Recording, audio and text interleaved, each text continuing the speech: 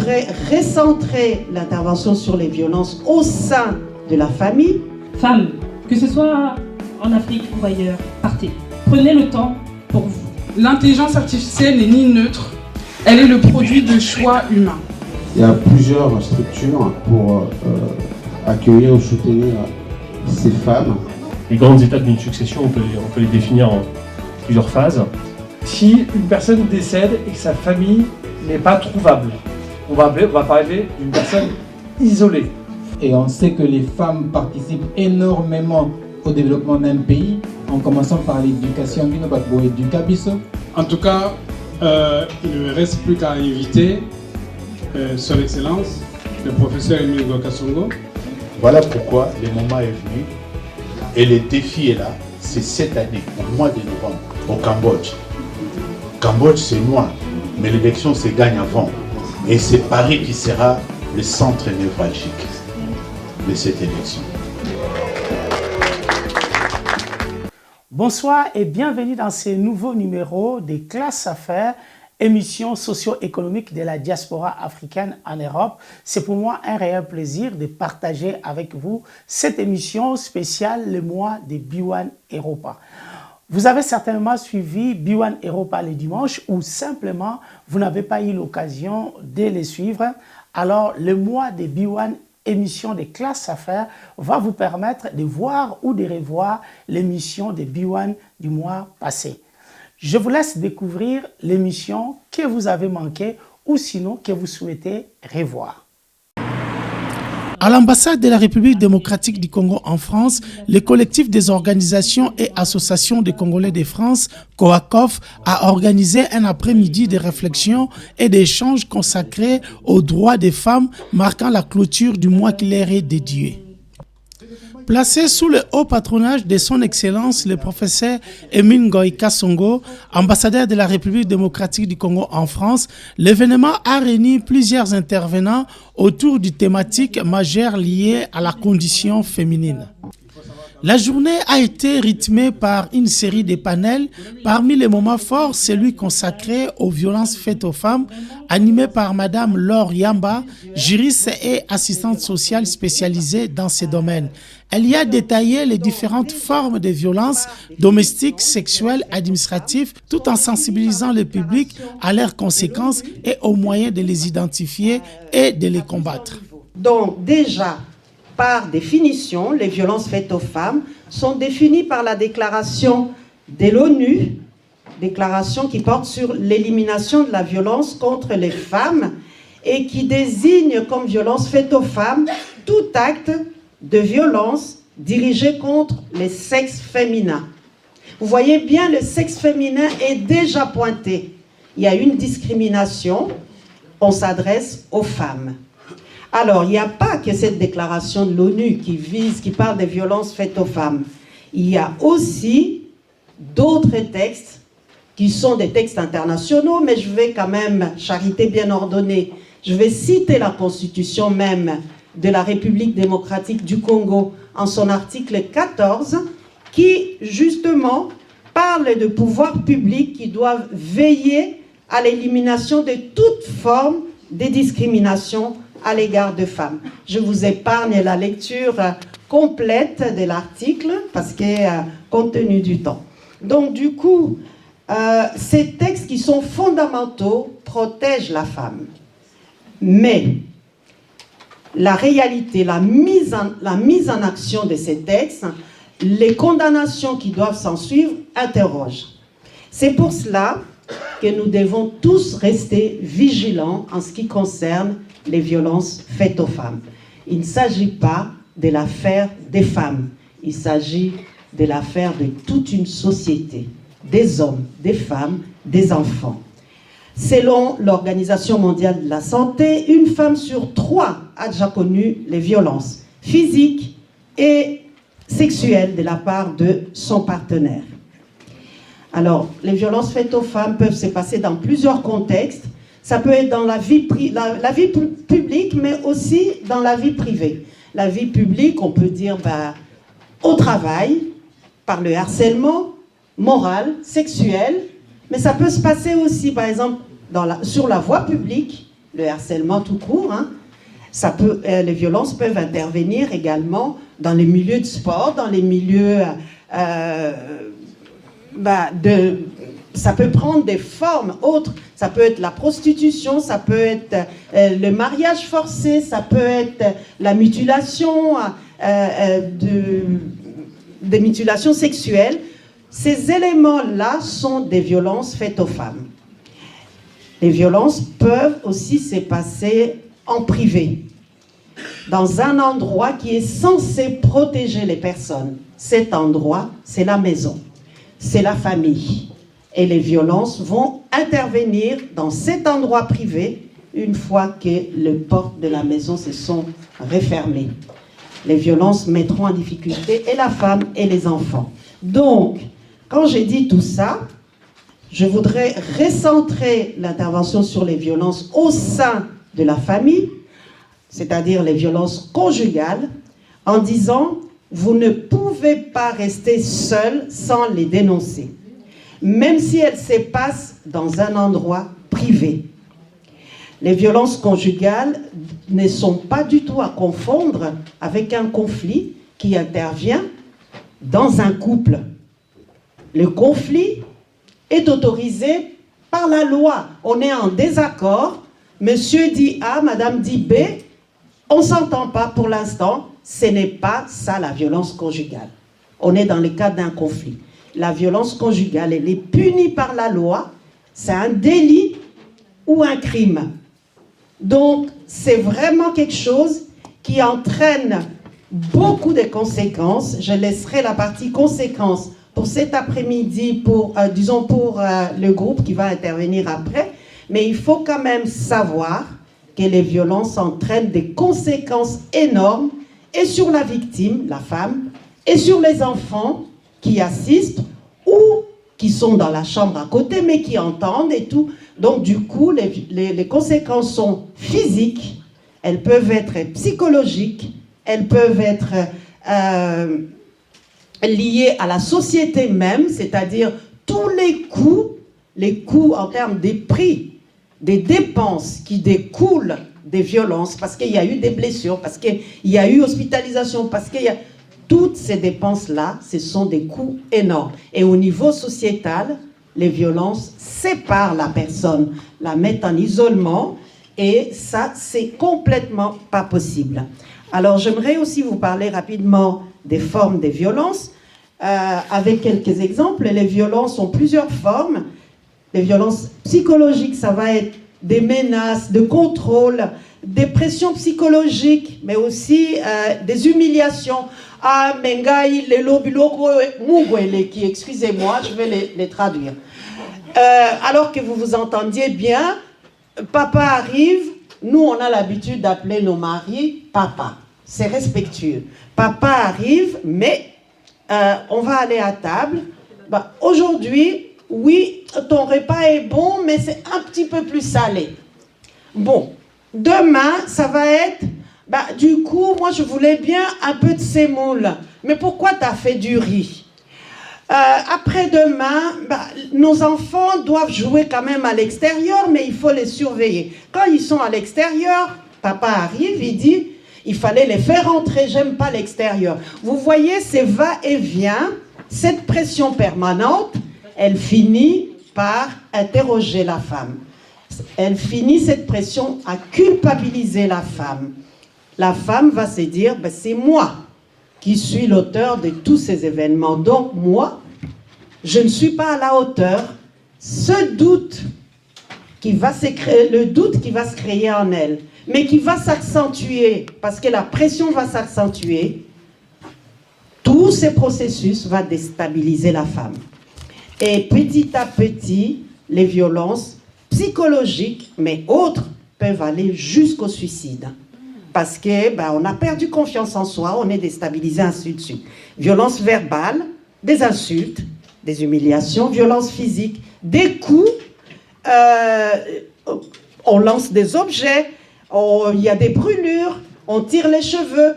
Donc il y a aussi des violences économiques, ne va pas travailler, mais moi je ne te donnerai pas l'argent, ainsi de suite. Il y a des violences administratives, tous les papiers carte d'identité, passeport, tout est fermé dans une armoire à clé. Et c'est monsieur qui se promène avec la clé. Ben, tu n'auras pas accès à cette armoire. C'est la violence administrative. Mais on peut aussi être face à des cyberviolences. Aujourd'hui, de plus en plus. Oui, nous nous sommes aimés à un moment. Oui, nous avions la liberté de faire nos photos. La cyberviolence va dire, eh ben, je vais publier tes photos, ta nudité. Tout le monde le saura. Aujourd'hui, lèvons-nous. Lèvons-nous pour dire stop aux violences. Nous aurons d'autres opportunités pour développer les violences faites aux femmes. Mais je vais conclure sur une phrase beaucoup plus positive en disant « Heureusement que les violences faites aux femmes, que les violences au sein de couples n'est pas l'apanage de tous les couples. Il existe des personnes, ce que je viens de dire, c'est lorsque dans un foyer, il y a de la violence.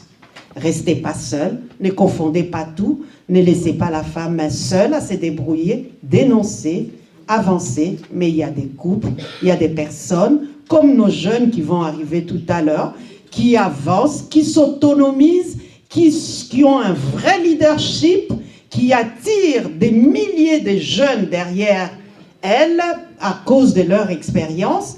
Ben, nous allons leur laisser la parole pour qu'elles nous disent effectivement ce qu'elles font. Et heureusement que les violences, ce n'est pas l'apanage de tous les couples. Mais restons vigilants. Merci beaucoup.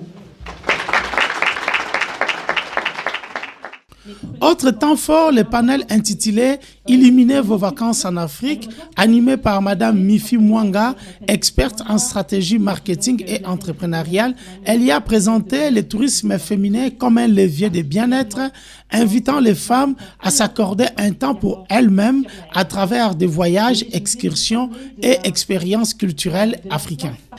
Alors, la place de la femme dans le tourisme. Il faut savoir que la femme, elle est déjà un acteur du soft power culturel de la RDC. Pourquoi je vous dis ça? Je vous dis ça tout simplement parce que 70% des personnes qui organisent les voyages sont des femmes. Ok? Donc ça veut dire que c'est 70% des femmes congolaises qui organisent le voyage de retour au Congo. Pourquoi je dis que c'est un élément de soft power? Tout simplement parce qu'au travers de ces voyages, vous avez la capacité de transmettre votre culture à vos enfants. Et ça, c'est un point qui, pour ma part, est vraiment essentiel. Parce que s'il n'y a pas de transmission de la culture, en fait, notre culture va s'effriter. On habite ici en Europe, on habite ici en France, en Belgique, peu importe les pays. Et en fait, on a cette facilité d'emmener nos enfants dans des pays limitrophes. Ça peut être l'Espagne, ça peut être la Belgique, ça peut être l'Angleterre, c'est très bien, c'est pas une mauvaise chose. Mais en fait, moi, ce que je veux vous inciter cet après-midi, c'est vraiment vous inciter à repartir dans votre pays d'origine avec vos enfants. Et en tant que femme, c'est vous qui avez le leadership de faire ça, en fait.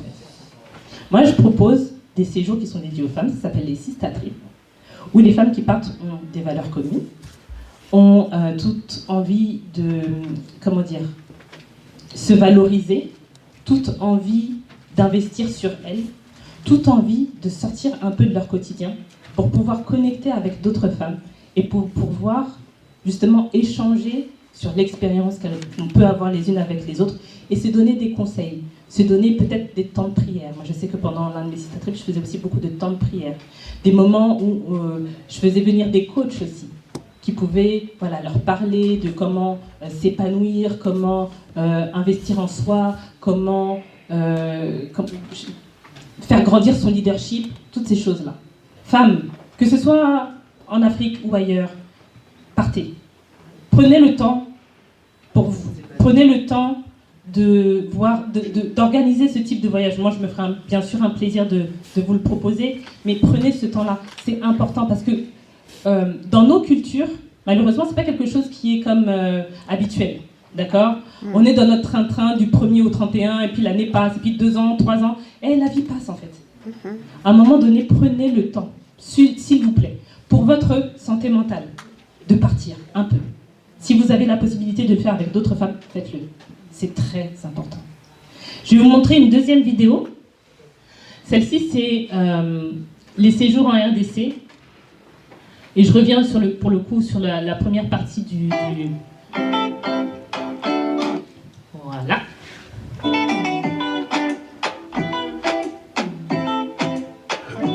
Alors ça, comme vous l'aurez compris, agence de voyage, ça c'est les beaux paysages qu'on trouve en RDC. J'ai dit en RDC. J'insiste parce que beaucoup d'entre nous disent en RDC, est-ce qu'on peut vraiment voyager en RDC? Est-ce que vraiment on passe de vraies vacances en RDC? Vous avez la preuve par A plus B. Je suis partie avec ma fille, qu'on voit en photo qui est juste ici, son papy, sa mamie, enfin, ma grande sœur. Vraiment, on peut faire plein de belles vacances. J'insiste, des belles vacances au Congo RDC. Ce que vous avez en image ici, c'est le Bas-Congo. Et là, c'était une maman et sa fille que j'ai fait partir en séjour.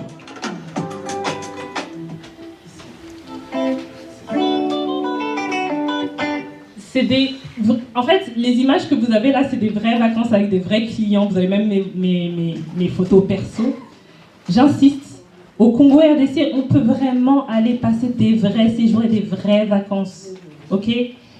Comme je le disais tout à l'heure, c'est un élément qui va être bénéfique pour vous, parce que ça va vous faire sortir de juste Kin Intramuros, où vous tournez, il fait chaud, les embouteillages, et puis vous rentrez chez vous. Non, c'est pas intéressant. Allez visiter. Vous partez avec vos enfants vont être enrichis culturellement, ça va vous faire du bien, et vous allez voir que ça va renouer et resolidifier encore votre famille.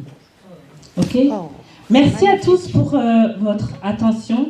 N'hésitez pas à me contacter si vous avez besoin, carte de visite, je suis là pour vous, ok ? Les vacances d'été arrivent en plus, donc vraiment... En tout cas, merci beaucoup. Bravo. Un applaudissement à notre défi des opérations. La question du numérique n'a pas été en reste avec le panel Femmes et intelligence artificielle animé par Jessica Lukaku, informaticienne et chef d'entreprise. Elle a mis en lumière la sous-représentation des femmes dans les métiers de la data et de l'intelligence artificielle, estimée à 29%, tout en abordant les impacts de ces technologies sur leur avenir professionnel et les stratégies pour y faire face. Alors, imaginez un instant, vous envoyez votre CV, vous passez devant une caméra de reconnaissance faciale, vous utilisez une assistance vocale pour organiser votre journée. Dans chacune de ces situations, une intelligence artificielle peut être en train de vous évaluer, de vous catégoriser, voire de décider à votre place. Et pourtant, nous continuons souvent à croire que ces systèmes sont neutres, objectifs, purement techniques. Mais si je vous disais que ces technologies ont aussi un genre, l'intelligence artificielle apprend à partir de données. Et ces données sont les nôtres, celles de sociétés profondément marquées par des inégalités. Résultat, les biais humains deviennent des biais algorithmiques. Par exemple, les études récentes ont montré que certains modèles de langage associaient spontanément les femmes à la maison, aux enfants, et les hommes à la carrière et au salaire. Ce n'est pas un bug, c'est un miroir. Un miroir de nos stéréotypes. Mais parfois, ce miroir ne se contente pas de refléter la réalité. Il l'amplifie. Exemple, en Autriche, un système d'intelligence artificielle utilisé pour orienter les demandes d'emploi a défavorisé les femmes dans l'accès à certains métiers techniques. Autrement dit, une machine a appris que certaines carrières étaient moins faites pour les femmes et a commencé à agir en conséquence, et ce, à grande échelle. Et les conséquences ne sont pas seulement symboliques. Dans la reconnaissance faciale, certains systèmes également se trompent beaucoup, plus souvent pour les femmes, en particulier, et les femmes racisées. Dans certains cas, le taux d'erreur dépasse 30%. Imaginez ce que cela signifie dans un contexte de sécurité et de contrôle d'identité, ou même d'accès à un service. Ce n'est plus un problème technique, c'est un problème de justice. Et avec l'essor de l'intelligence artificielle générative, de nouveaux biais apparaissent. Exemple, demandez à une intelligence artificielle de générer l'image d'une personne compétente. Vous obtiendrez la plupart du temps un homme. Demandez une belle femme, vous verrez apparaître un visage jeune, souvent caucasien, correspondant à des standards très normés. L'IA ne crée pas ces stéréotypes, elle les industrialise. Même les objets du quotidien participent à cette dynamique. Pourquoi la plupart des assistances vocales ont-ils une voix féminine? Pourquoi sont-ils souvent, pour être serviables, sont souvent donc serviables, dociles, parfois même soumis? Ce choix n'est pas neutre. Il encode des rapports et pourvoit dans la technologie elle-même. Alors, faut-il s'inquiéter? Oui. Mais faut-il être fataliste? Absolument pas. Car l'intelligence artificielle a aussi quelque chose d'unique. Certainement, aux biais humains, souvent invisibles et implicites, les biais algorithmiques peuvent être mesurés, testés, voire même corrigés. On peut auditer une IA, on peut analyser également ses décisions, on peut également l'améliorer de différentes manières. Ces opportunités, ce sont des opportunités extraordinaires que nous avons. Et aujourd'hui, des chercheurs et des organismes et des organisations travaillent à rendre tout simplement ces systèmes beaucoup plus équitables qu'elles l'ont été auparavant. On diversifie les données, on arrive quand même à tester les modèles, on met également en place un cadre éthique, ce qui est quand même relativement fondamental. Et surtout, on commence à poser les bonnes questions, c'est-à-dire qui conduit ces technologies, avec quelle valeur, et pourquoi, et pour quel type de société. Car il y a un point essentiel, l'intelligence artificielle n'est pas neutre. Elle est le produit de choix humains. Et aujourd'hui, ces choix sont encore largement faits par des équipes peu diversifiées. Les femmes restent minoritaires dans les métiers de l'intelligence artificielle. Cela signifie que certaines expériences, certaines réalités ne sont tout simplement pas prises en compte. Alors, le véritable enjeu n'est pas seulement technologique, l'enjeu, il est politique, social et surtout culturel. En conclusion, l'intelligence artificielle n'est ni neutre, ni inévitablement biaisée. Elle est le produit de choix humains. Les exemples récents montrent qu'elle peut reproduire, amplifier, mais aussi révéler et corriger des inégalités du genre. L'enjeu n'est donc pas seulement technique, mais profondément politique et social.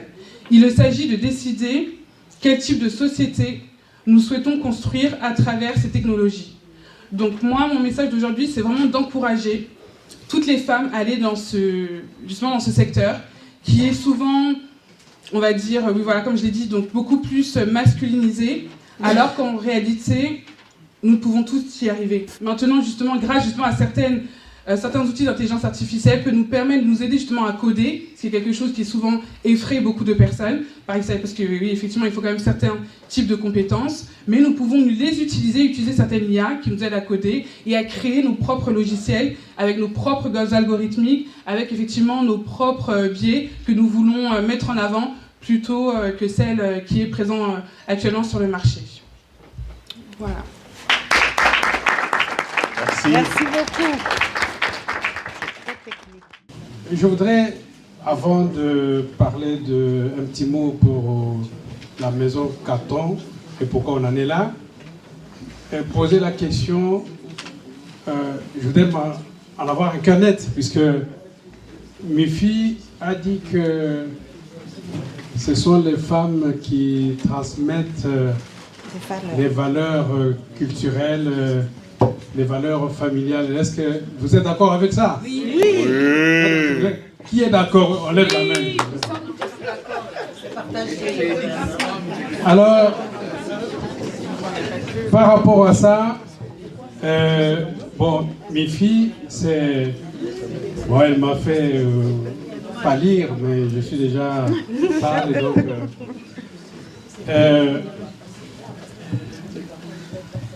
quelque part, elle a fait le procès de l'éducation, d'une manière générale, mais je crois surtout l'éducation à la congolaise en particulier. Je pense que si nous parlons des violences faites aux femmes, c'est l'échec de la société.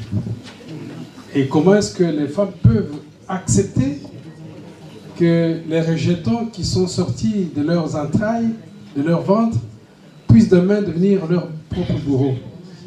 C'est incompréhensible. En tout cas, merci mes filles. Deuxième petit mot, c'est Maman Mwana Loriamba. Et puis, j'ai dit ça avec Madame Laura Massera. Donc, je serai très sévère envers vous deux là, parce que vous brillez, mais vous ne brillez pas assez. Madame Laura Massera, aujourd'hui, tu es outillée en ingénierie de projet. Je crois qu'il faut aussi que tu donnes du temps, de donner ce que tu as reçu, notamment de moi, aux autres. Ils en ont besoin. Parce que je voudrais que toutes les femmes, tous les hommes de la RDC ne puissent pas continuer à croire que pour être riche dans ce pays-là, il faut faire de la politique. La politique, c'est autre chose. Mais le social, l'humain, je pense qu'on en a plus besoin. Et puis, Madame Lukaku, mais il faut... nous avons fait, c'était pour donner l'occasion aux gens de voir que dans les domaines qui sont les domaines de demain, l'intelligence artificielle, il y a ce qu'on a, puis le big data, il ne faut pas que tout le monde aille toujours vers communication, vers marketing, mais on peut faire marketing, mais un peu plus avancé. Donc c'est pourquoi nous devons, si parmi vous, il y a des compétences de jeunes qui émergent, qui doivent faire différemment que nous.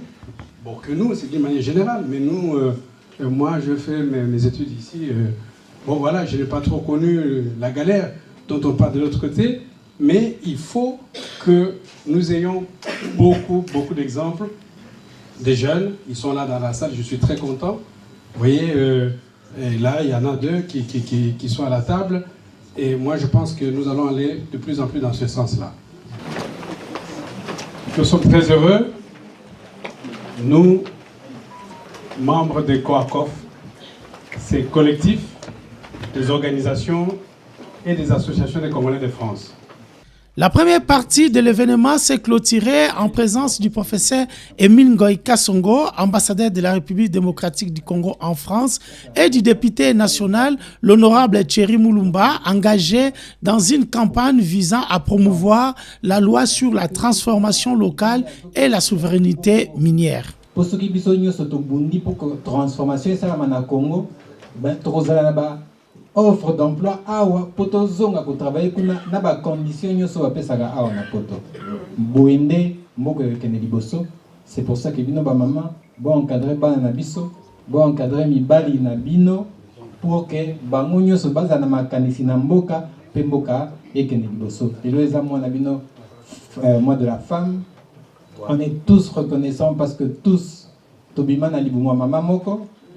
Et on sait que les femmes participent énormément au développement d'un pays, en commençant par l'éducation, et puis après par le commerce, parce que plusieurs femmes, maman est belé, commerce et permettre que la famille est belé, que les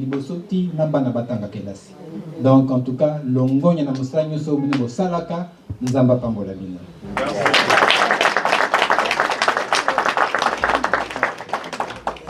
Merci. Bon, bah maman, toujours là, la accompagné de qu'on a vu son bâtiment que mon père a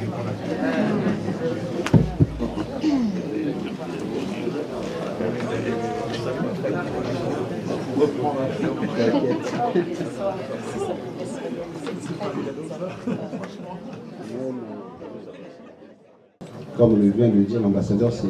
La seconde partie a notamment été marquée par l'intervention du docteur Carlos Miguel, médecin urgentiste à Bourges, autour du problématique du féminicide qu'il a présenté comme la forme la plus extrême des violences à l'égard des femmes. Son intervention a permis de renforcer la sensibilisation du public sur cette question cruciale. Très bien, oui. Je parlais de perspective, donc de réflexion collective.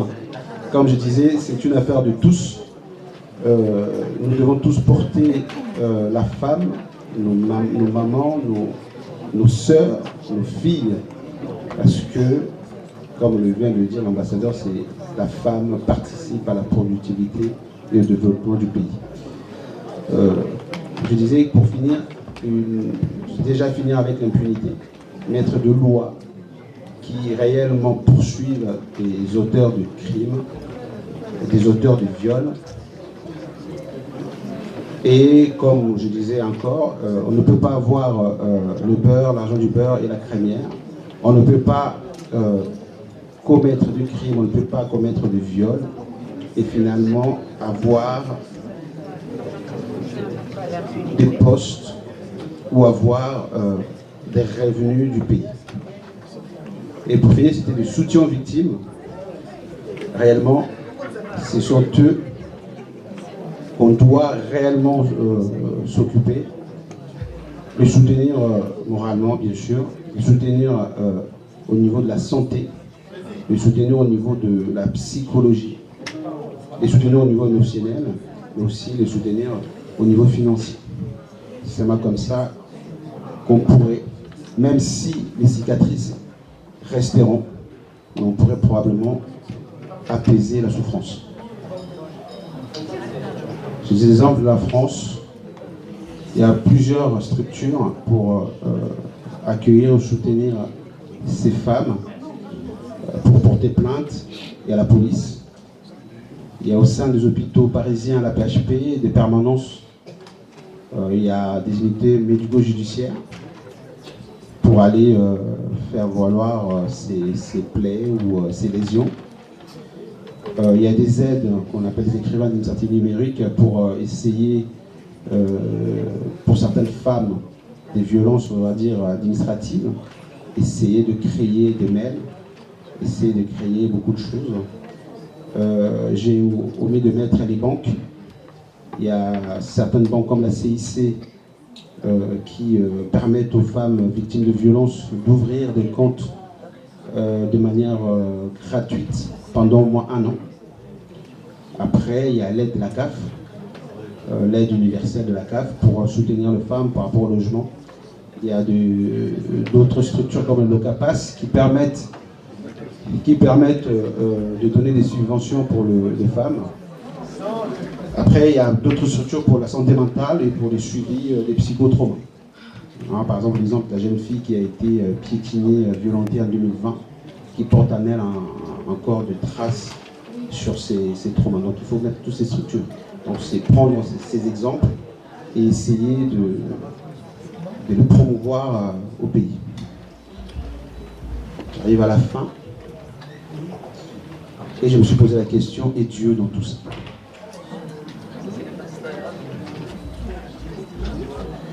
Pierre demande à Christ, pourquoi Moïse a donné une lettre pour répudier la femme? Et Jésus lui dit, c'est à cause de la dureté de mon cœur. Parce qu'à chaque fois qu'on ferme les yeux, à chaque fois qu'on vague à nos occupations, c'est en réalité la dureté de mon cœur qui laisse les choses se faire. Il y a aussi cet épisode de Jean 8 où toute la foule amène la femme qui avait commis l'adultère, mais jusqu'à aujourd'hui on se pose la question de l'homme qui avait commis l'adultère. Donc nous, en tant qu'hommes, je parle en tant qu'hommes, nous devons prendre conscience de ces choses et qu'en réalité nous sommes la plupart du temps les auteurs de ces crimes. Et donc nous, à Toncom, nous devons sensibiliser les hommes, parce que je ne suis même pas rentré, et je ne veux pas ici rentrer dans les débats de violence sexuelle au sein du couple, et qu'à chaque fois qu'il n'y a pas consentement, c'est une violence. Et pour finir, je veux lire ces versets dans Malachie 2, 13 à 15.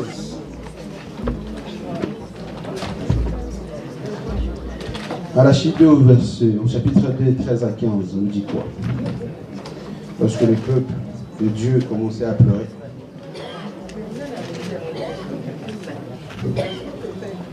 Au verset 13, la Bible dit, « Voici encore ce que vous faites.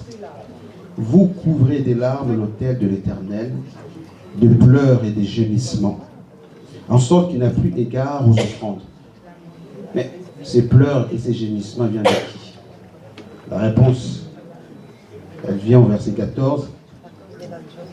Dieu dit, « Je ne regarde même pas les offrandes, et je ne peux rien agréer de vos mains. » Et vous dites pourquoi? Parce que l'Éternel a été témoin entre toi et la femme de ta jeunesse, à laquelle tu es infidèle, bien qu'elle soit la compagne et la femme de ton alliance. Nul n'a fait cela avec un reste de bon sens. Un seul l'a fait. Et pourquoi? Parce qu'il cherchait la postérité que Dieu lui avait promise. Prenez donc garde en votre esprit qu'aucun ne soit infidèle à la femme de sa jeunesse. Car j'ai hais la répudiation, dit l'Éternel, le Dieu d'Israël, et c'est lui qui couvre des violences sans vêtements, dit l'Éternel des armées. Prenez donc garde à votre esprit et ne soyez pas infidèles.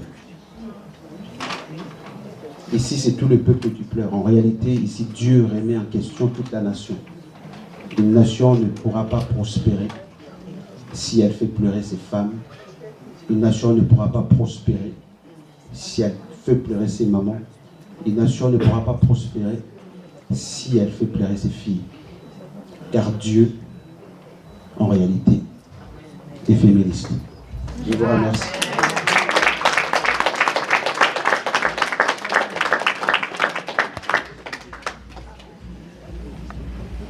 Alors, merci au docteur Carlos Miguel Lesuciu pour cette intervention qui, franchement, personnellement, m'a particulièrement touchée. C'était une thématique assez difficile et c'est plutôt positif qu'on puisse aborder ce genre de thématique dans nos communautés. Donc, nous allons poursuivre sur une thématique tout aussi essentielle, mais souvent méconnue. Donc les questions de succession entre la France et la République démocratique du Congo. Donc pour en parler, nous accueillons Maître Armand Angeau, notaire, qui viendra nous éclairer sur l'importance d'anticiper et de bien s'entourer dans ces démarches. Donc merci de l'accueillir comme il se doit.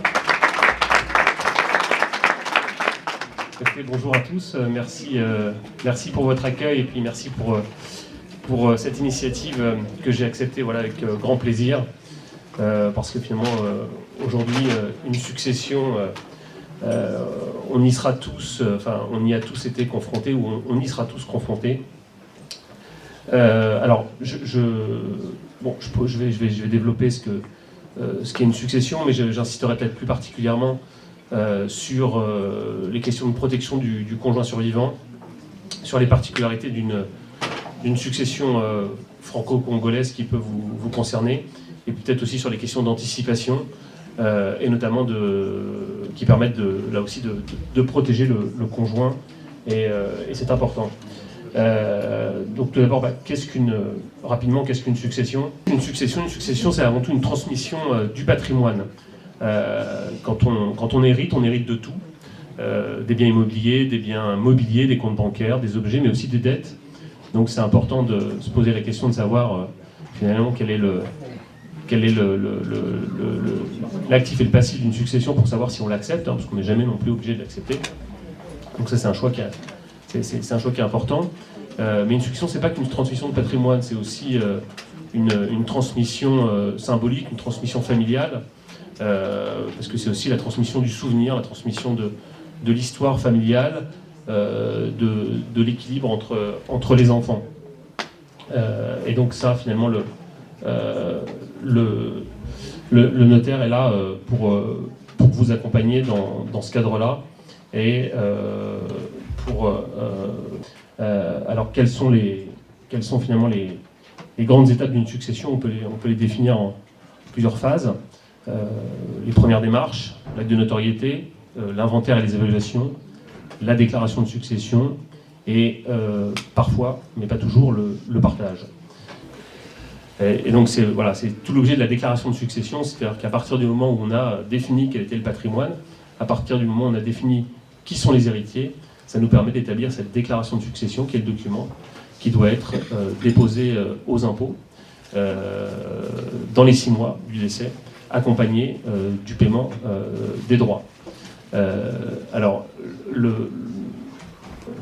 pour vous parler un peu plus précisément finalement de la protection du conjoint survivant, aujourd'hui en France, à partir du moment où quand une personne décède et qu'elle laisse des enfants et son conjoint, et si tous les enfants sont issus de l'union d'entre les parents, le conjoint survivant il a la possibilité d'opter pour l'usufruit. Il peut recevoir, c'est-à-dire l'usage et les fruits de l'ensemble du patrimoine du défunt. Ce qui veut dire que ça lui assure une protection quand même très satisfaisante. Sur les biens immobiliers, il va pouvoir occuper ses biens immobiliers, c'est-à-dire s'il y a une maison ou un appartement, il va pouvoir l'habiter. Il pourra aussi éventuellement le louer et percevoir les revenus. Les liquidités bancaires, à partir du moment où c'est des biens qui sont consomptibles, c'est-à-dire qui disparaissent par le premier usage, le conjoint survivant il va pouvoir appréhender l'ensemble des actifs liquides. Ce qui veut dire que ça lui assure une très bonne protection. Et puis les enfants, ils sont pas non plus en reste, parce que le jour où le conjoint survivant vient lui-même à disparaître, là ils deviennent immédiatement propriétaires, sans fiscalité et sans formalité, des biens qui dépendaient de la succession du premier. Puis après on règle la succession du second. Au niveau de la fiscalité d'une succession internationale ou franco-congolaise, aujourd'hui il n'y a pas de convention bilatérale entre la France et la RDC en matière de succession et de donation. Donc c'est l'article 750 ter du CGI qui s'applique. Et finalement, il faut se poser la question de savoir où réside le défunt. Selon que le défunt est résident fiscal en France ou en RDC, les choses ne sont pas les mêmes. Alors, la situation du défunt qui serait fiscalement résident en France et qui aurait des biens en France et en République démocratique du Congo, finalement, ce qui va se passer, c'est que l'intégralité de son patrimoine va être fiscalisable en France. La transmission, j'entends. Donc, c'est-à-dire que les héritiers, les enfants, le conjoint, seront fiscalisés aussi bien sur le patrimoine qui se trouve en France que sur le patrimoine qui se trouve en République du Congo. Ce qui peut amener finalement à une situation de double imposition, parce que les biens qui sont en RDC, ils seront imposés en France, mais potentiellement ils peuvent aussi être imposés en RDC. Donc si cette situation se présente, il y a quand même un mécanisme pour éviter la double imposition. C'est-à-dire que l'administration fiscale française accepte qu'il y ait une déduction des droits qui sont payés en RDC, sous réserve d'être en mesure de justifier du fait qu'on a effectivement acquitté des droits en RDC. Donc il faut fournir une attestation fiscale, donc c'est assez compliqué, mais c'est tout à fait possible. Ce qui induit évidemment une adaptation des lieux. Par ailleurs, M. Gauthier Caton est intervenu sur la thématique de l'anticipation des obsèques en France et en République démocratique du Congo, mettant en avant l'importance de la préparation et de l'accompagnement des familles en deuil. Je vous ai dit et je vous ai donné quelques informations sur le lieu de décès en France. Et maintenant, les questions qui peuvent se poser, c'est en cas de décès, où peut-on aujourd'hui veiller son défunt, dans quelles conditions, et selon chaque région, on a plus ou moins une idée de ce qui peut se faire. Je vous ai indiqué une donnée qui est de 53% pour les décès dans les hôpitaux. En France, un hôpital a l'obligation de fournir un lieu à la famille pour se recueillir auprès de son défunt, ce qui s'appelle une chambre mortuaire. Toutes les personnes qui malheureusement ont pu être soit confrontées pour des raisons familiales ou pour des raisons professionnelles pour les médecins, le savent, les hôpitaux fournissent un service de chambre mortuaire qui est gratuit sur les premières journées, ce qui est une sorte d'extension du service gratuit français dans le monde médical. Dans 47%, ce qui veut dire que dans un cas sur deux, le décès n'a pas lieu dans un hôpital, ce qui veut dire qu'il doit être trouvé une solution pour conserver son défunt et se recueillir. Et il y a une disparité très importante selon les départements. À Paris, il y a très peu de chambres funéraires et beaucoup d'hôpitaux avec des grands services. Et moins d'EHPAD, alors qu'on va trouver dans les zones un peu plus rurales, dans d'autres départements, beaucoup plus d'EHPAD, beaucoup plus de résidences seniors et quelques hôpitaux. Lieu public veut dire, comme un hôpital, on doit s'adapter aux exigences du public, mais on n'est pas dans une logique de créer un service pour un client, mais uniquement répondre à des problématiques pour des usagers. Chambre funéraire privée veut dire entreprise privée qui peut aménager son lieu en conséquence de sa volonté commerciale de s'adapter à des communautés. Je vous donne un exemple. On a créé par exemple, nous, des chambres funéraires dans le Loiret avec des salles rituelles pour les communautés musulmanes pour qu'elles puissent avoir une pièce dédiée pour leur culte et pour leur toilette. Ce n'est pas une obligation, c'est une volonté d'un organisme privé. L'inhumation et la crémation, en France, il existe deux modes de sépulture. Soit on inhume un corps dans le sol, donc dans la terre ou dans un caveau, soit on crématise un corps. Crématiser un corps veut dire le réduire en cendres par le feu. L'inhumer veut dire le placer dans le sol, dans la terre ou dans un caveau. En France, les pratiques évoluent beaucoup. On était un pays très attaché à différentes religions et surtout très pratiquant dans l'inhumation dans les cimetières. Vous avez quelques statistiques pour voir l'évolution. En 20 ans, la crémation a évolué de 10%. En tout cas, dans l'intention des Français. Et aujourd'hui, on atteint plus de 50% de choix de crémation. Autre point, concernant la partie financière, alors Maître Angot en a parlé, en France, jusqu'à l'hôpital, jusqu'à votre dernier souffle, financièrement, vous êtes aidé. Sécurité sociale, mutuelle, il y a tout un tas d'organismes. En tout cas, on ne décède pas sans soin en France, quelle que soit son origine, quels que soient ses moyens. Ce qui est certainement une très belle chose pour une société moderne. Ce n'est pas le cas pour les obsèques. Vous soufflez votre dernier souffle à l'hôpital, vous êtes dans un service de réanimation qui coûte très cher à la société, tout est pris en charge, et heureusement, les obsèques n'ont pas ce traitement-là. À partir du moment où vous décédez, les frais d'obsèques sont 100% à la charge des Français, 100% fiscalisés avec des taux de TVA à 20%. Donc il n'y a pas de cadeau ensuite sur la partie frais d'obsèques en France. Néanmoins, il y a quelques éléments qui vont favoriser. Maître Angot en a parlé sur la succession. Le premier point le plus utilisé en France, c'est le prélèvement sur le compte d'un défunt. Maître Angot évoquait que les comptes d'un défunt étaient clos, sauf pour les frais d'obsèques. Les frais d'obsèques ont à la fois un caractère de dette prioritaire sur les comptes et à la fois un statut de dette alimentaire en France. Vous ne pouvez pas ne pas prendre en charge les frais d'obsèques de vos parents, quelle que soit la relation que vous avez avec eux. Dans tous les cas, vous devrez assumer les frais d'obsèques de vos parents, ou de vos enfants, ou de vos grands-parents, quel que soit le lien de parenté, par filiation, et on redescendra jusqu'à temps que les frais d'obsèques soient pris en charge. On considère que les Français doivent financer, avec toute la complexité qu'on a dans certains cas, les frais d'obsèques.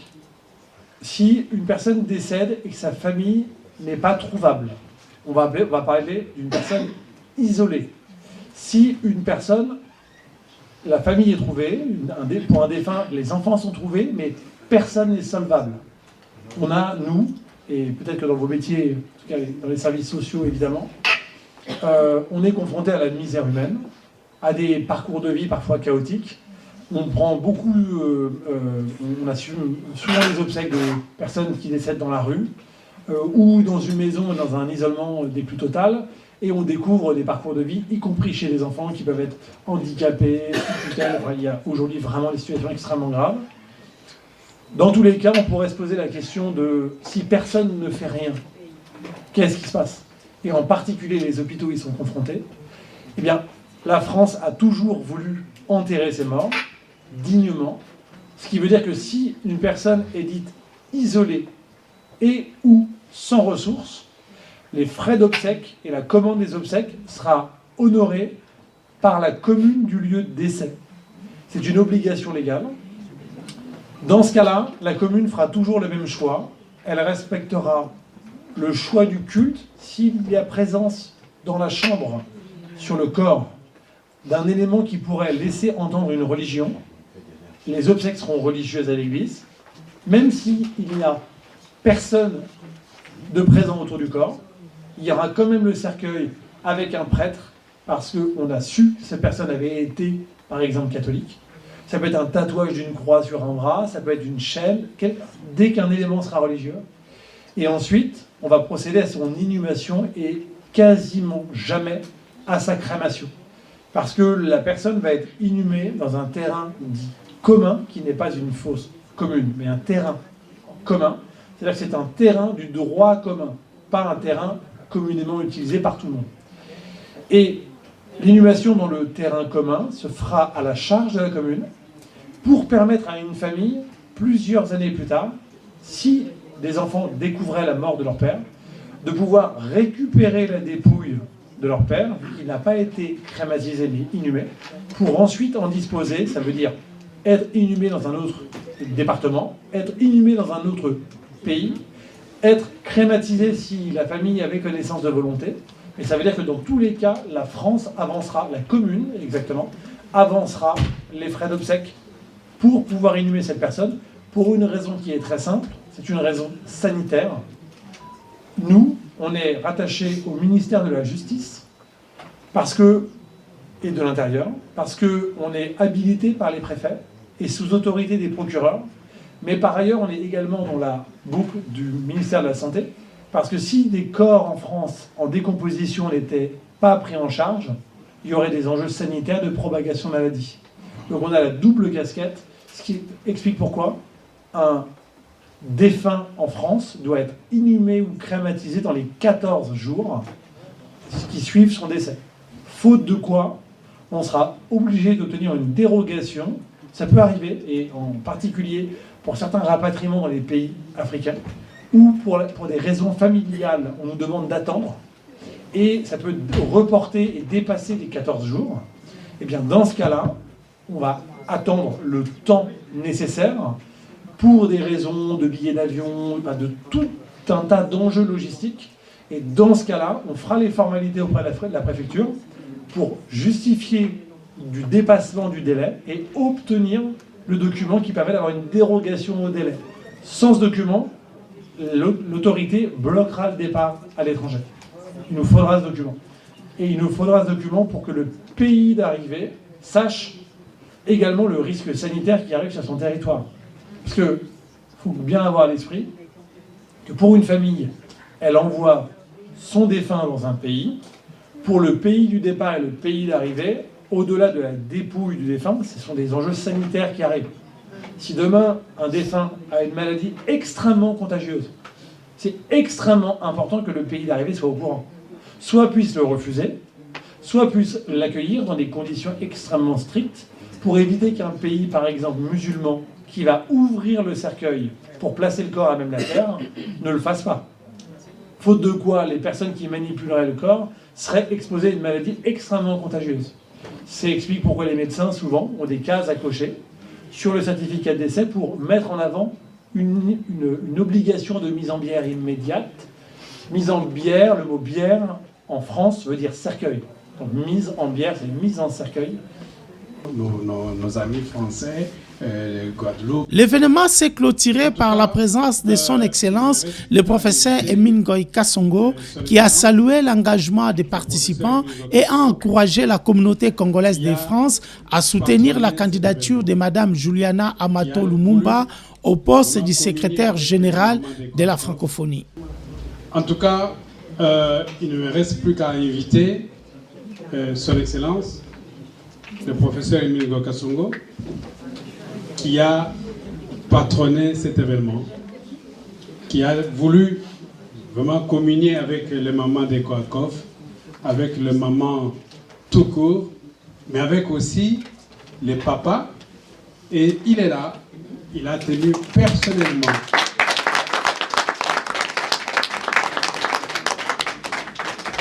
Donc, Bitumbanabino est là pour Fruta, mais tout garder mobilisation.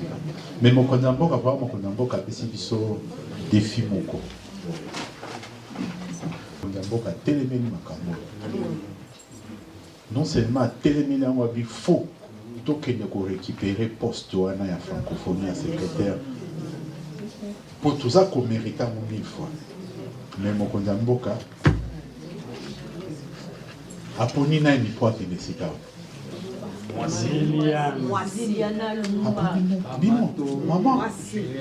Maman, moi si. Bino ba maman de Mokonza, je suis à Kimiti. Siège à francophonie est à Paris. Et à Paris. Donc l'enjeu majeur. Vous avez la débat téléphone, ça dit que bon attention, c'est comment. Les renforts de tension et en gros. Oh, élection, vous allez l'autre, éviter ceux qui bissotent. Non, c'est le moment qu'il faut gérer la tension. C'est-à-dire qu'il faut qu'on bunda vraiment, il faut qu'on mobilise. Il faut que Bagnos Baz a l'impression que c'est déjà gagné. Que siège est comme déjà à Bissot. Donc, Mikolo Sozo, les Kalibosa siège à OIF1. Baola Misutala. Tellement le va c'est pas le but. Et puis président, la sagesse nae à quelle cause la candidature Oyo, c'était comme on dit l'impensable. Mon côté, en tout cas, je ne sais pas, hein, peut-être en tribune, on a Katiasu, mon va penser qu'il y a Komboana avant qu'il y ait c'est qu'il y a un secret pendant mon côté. Donc, à Salibiso surprise, parce qu'en même temps, il y a la résurrection, il y a Patrice Emery Lumumba. Komboana Ezali Komata, Lissous. Pas seulement à niveau Afrique, mais à niveau monde entier. Qu'on sache que c'est la fille Lumumba qui est là. L'histoire de notre indépendance se confond avec Lumumba. Donc, pour Nabiso Ezali, emblème. Emblème au Koyate. Lumumba n'a pas Koyate. Donc, voilà, Moussala Touzanango. Animation makasi vous allez après nazo compter dans Kouakov pour tant makamango kobima awa ba campagne bandia il faut pas yoka dans 4 coins à Paris kaka Lumumba bokene Lumumba ate siko fa no kamati kaka ozui ata nani moi bandrol moka ko cheka Lumumba et kiti na fene batazo le batanga Lumumba donc ba monake puisque na moi malwami balemi sata abinisi o ya lubi Maman Juliana Lumumba, a dit, je viens faire la francophonie des peuples. Au Barbara français, le coteau là, il y a français, le peuple des Barbara.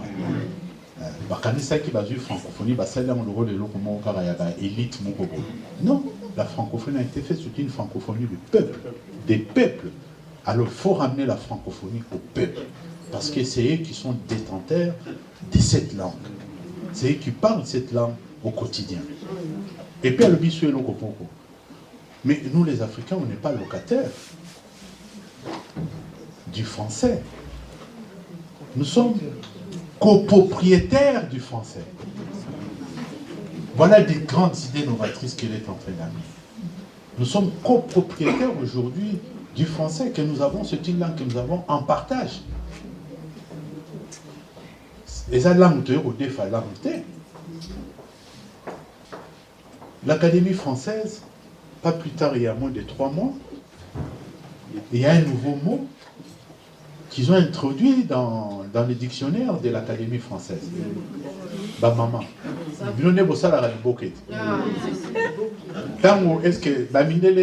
Est-ce que les Français, même, je vais dire ici, Richelieu, en 1664 avait créé l'Académie française. Est-ce que Richelieu savait c'était quoi les liboquets?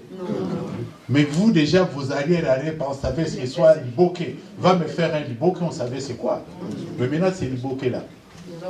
Il est dans le dictionnaire de la langue française. Alors, maintenant, quand on va dire le français appartient à qui? Nous ne sommes pas locataires, nous sommes copropriétaires de cette langue. Nous l'enrichissons au quotidien. Voilà pourquoi le moment est venu et le défi est là. C'est cette année, au mois de novembre, au Cambodge. Cambodge, c'est loin, mais l'élection se gagne avant. Et c'est Paris qui sera le centre névralgique de cette élection.